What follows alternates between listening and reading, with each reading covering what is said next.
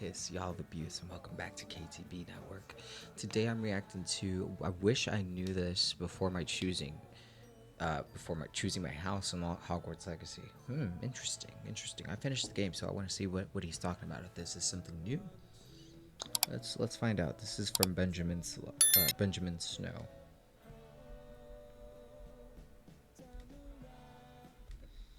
Let's see if he says anything new for us. The choice of your house was probably the biggest decision you've made when starting Hogwarts Legacy. And at the beginning, we were all under the impression that the choice of your house won't have to...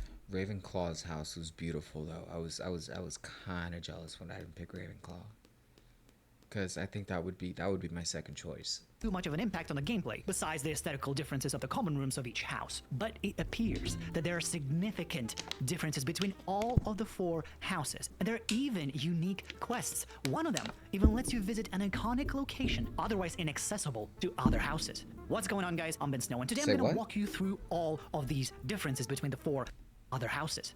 Location otherwise inaccessible to other houses. What's going on, guys? I'm Ben Snow, and today I'm going to walk you through all of these differences between the 4 houses, and perhaps this will help you make a choice for your, say, second replay or the first playthrough of Hogwarts Legacy. There's a lot to go over here, so let's not waste any time and just jump right in. The first major factor in determining which house will work best for me is, of course, the common rooms. Not an easy task, because they're all so different from one another, but cool in their own way. Each common room has its unique location in the castle. Gryffindor is located in the Gryffindor Tower, looking out to the Owlery. Slytherin is located in the dungeons and partially underneath the Black Lake. Hufflepuff is situated in the basement near the kitchens, and Ravenclaw's common room is located in the Ravenclaw Tower, believe it or not, but with its own patio that provides a great view of Hogwarts grounds. That's beautiful. The interior of the common rooms is very unique to each house as well.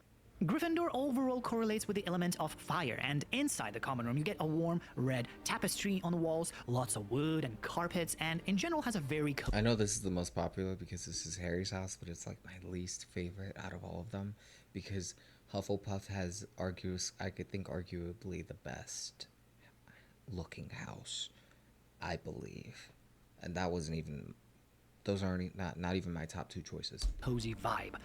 On the other hand, you have Slytherin with a cooler tone inside the dormitory, corresponding to the element of water that Slytherin is associated with. It, of course, has a very unique view of the Black Lake with a giant squid poking out every now and then. Very nice. Hufflepuff common room has a more earthy tone to it, and it's because of its relation to the element of earth, which actually reminds me a lot of the Bag End of the Shire.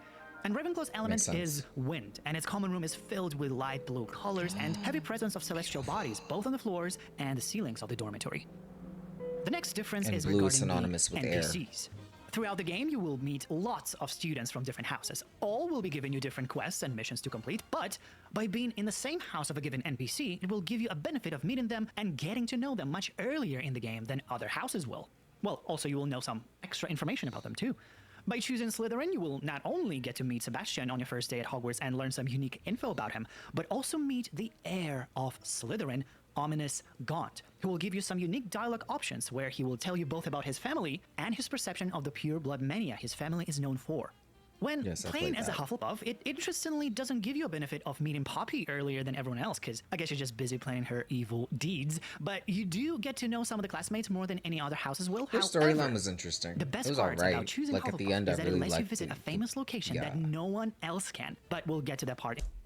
The benefit of playing her storyline, which was nice. In just a little bit. When choosing Ravenclaw, you get to meet Everett and meet Thakar, who will tell you a lot about his obsession with astronomy. And when playing as a Gryffindor, you will meet another Weasley. Gareth Weasley is the second Weasley at Hogwarts of this time. Who looks just like Sebastian, by the way. And who will share his passion to, you know, what Weasleys love to do. Trickstery and making explosive potions, etc. But even though you do get to know these students earlier, it doesn't really change your gameplay or lock you from doing someone's quest. You will still meet all of these NPCs later on, but perhaps we'll know less info about them. But the next difference is very significant because each player of a different house will get a 100% unique experience.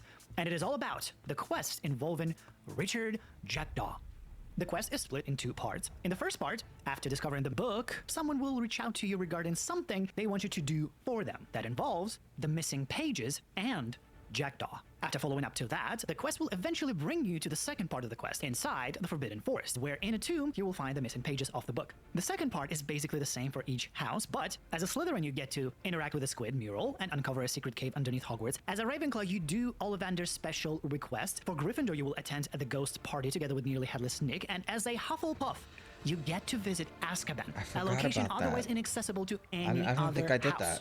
So, in each of the houses, you have a very unique way how you meet/learn about Jackdaw. Moreover, you learn different facts about Jackdaw's past. But interestingly, every different version of this quest is somehow linked between one another, and when put together, paint the entire picture.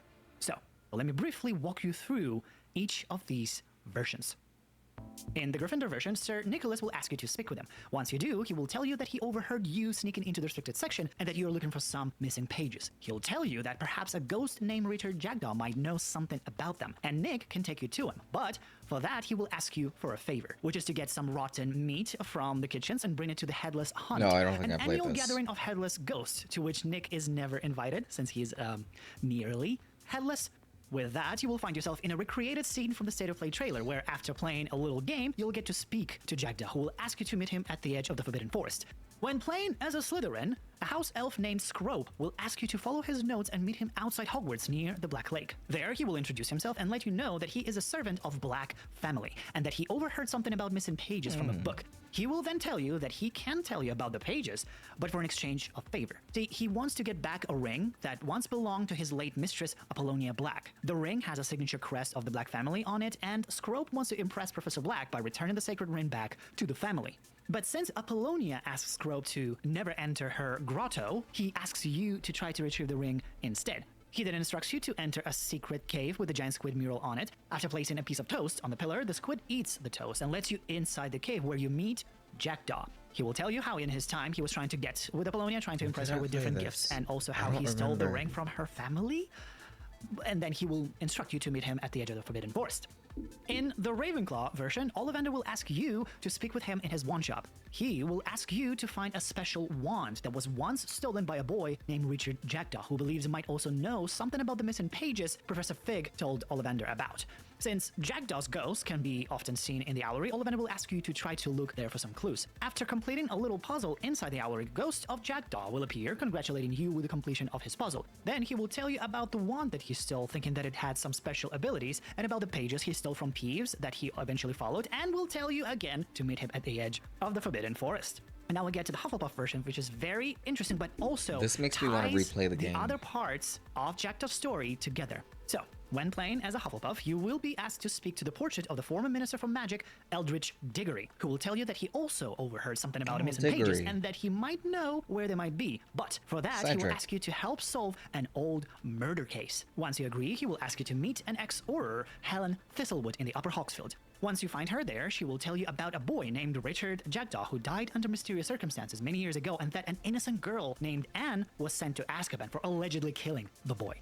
Once you go through the dialogue options, she will also tell you that she believes that Apollonia Black framed Anne as she was jealous of her being with Jackdaw. Well, and also possibly because Anne was a mudblood, so possibly both of them were trying to make fun of her.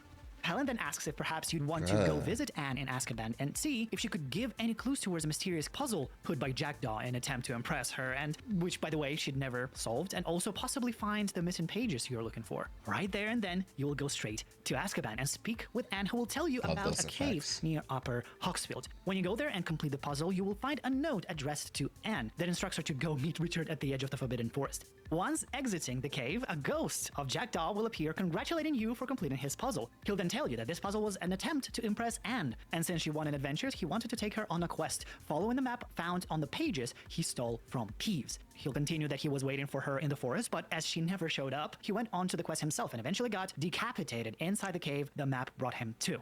You will have an option then to tell Jackdaw that he was a piece of shit, and because of him, Anne spent decades in Azkaban and has lost her mind. And then, of course, he will, say it with me, ask you to meet him at the edge of the Forbidden Forest. And just like in every other house, you will go into the Jackdaw's tomb, where you will eventually find his body together with the missing pages and the item requested by your designated NPC. And if you think about it, this is a very f***ed up story. A guy kept stealing, like, allegedly pricey items and trying to impress girls with, like, weird stuff. I mean, overall, I think, I think it all boils down to one fact that Jackdaw was an idiot. Also possibly a cheater, because in a similar time when he was both trying to impress Apollonia Black and Anne Thisbe. But, well, based on various accounts, there's a chance that he and Apollonia actually wanted to make fun of Anne. One died and one went to jail. Like, what the hell? The reason why Jackdaw started being interested in Anne might be because Apollonia never, quote-unquote, accepted Richard's gift. Though, I mean, Apollonia still possibly could have gotten jealous of Anne's showing interest in Jackdaw and framed her. This is a very messed up story. But regardless, it is pretty cool how a different house gets a different part of the story and gets to see locations students from other houses. So you only get the full part of the story if you play as all houses. Right there. This game was now I have 2 questions for you. Which version have you experienced? And if you think Jackdaw was either a lying, dirty slut, I think, or a misunderstood idiot. And hey, right here I've got 2 it could be both. You have idiots that are sluts. So, but yeah, that I think I played the Slytherin version, but subscribe to this, man. Oh, but that was it. That was... What was this again? I wish I knew this before choosing my house in Hogwarts Legacy. Let me know what you think down in the comments below. Let me know what other gaming videos you want me to react to. Like and subscribe if you vibe. Become a beaut today. And check me out on live streams. I'll be there pretty soon. Alright, take care, y'all. Bye. I'm just looking for the stop G's. Wow. Okay, bye.